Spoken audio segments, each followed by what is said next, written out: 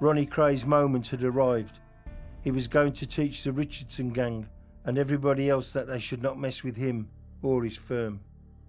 I don't know, it was sort of underlying rivalry. We never actually clashed in any way, you know.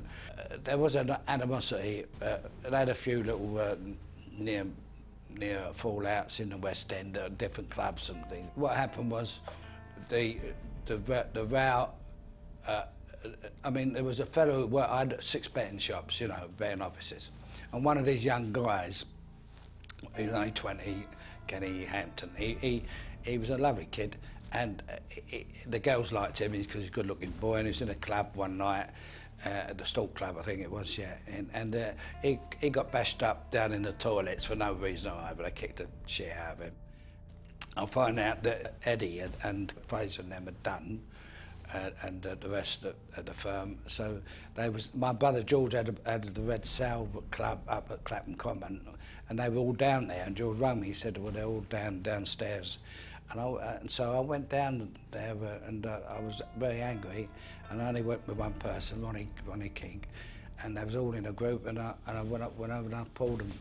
I pulled Eddie about it, and I stuck this 38 up his nostril, you know, up his nose. And I was shaking because I could have easily let it go, you know, because when you're angry, you shake, you tremble a little bit, you know.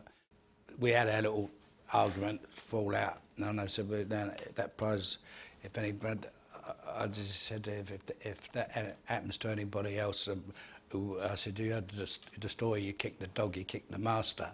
I said, and that kid worked for me. I said, and he's like going to hospital. And that made out it was nothing, but it wasn't nothing. It was a liberty, and I saw it that way. And then I said my piece, and then I walked out and I left.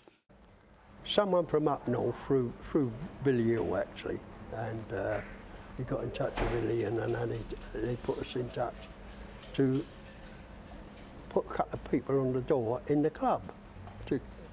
You know, so that's what we was going to do. We went over there and was unaware that other things had been going on, and people thought we was going over there to put it on them, when we wasn't at all. We were just going over there to feel the ground out and things like that.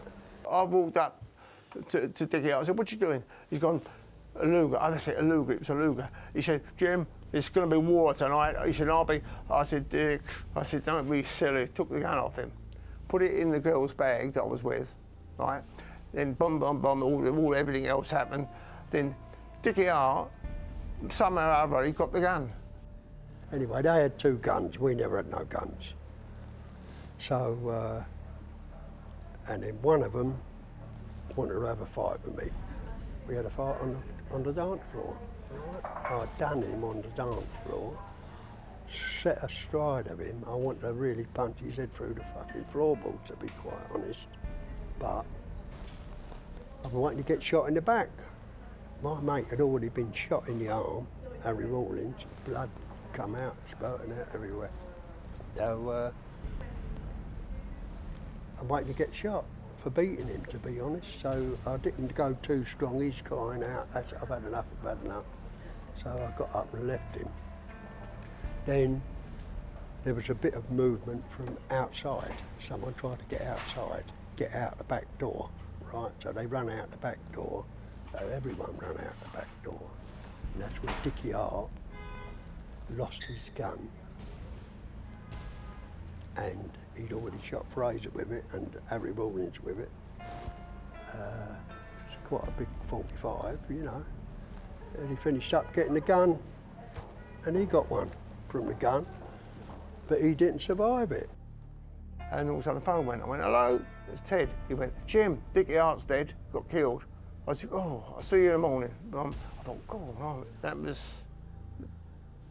was it. Eddie and Fraser and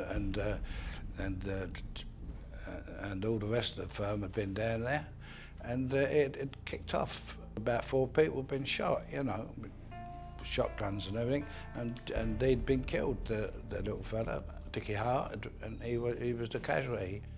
Ronnie Jeffries got shot, I got shot, Fraser got shot, Harry Rawlings got shot. You know, I mean, it was a big lot of publicity, a lot of bad publicity as far as we're concerned about it. Fraser likes to make out he did it, but he didn't do it at all, because they had to carry him out with his legs shattered.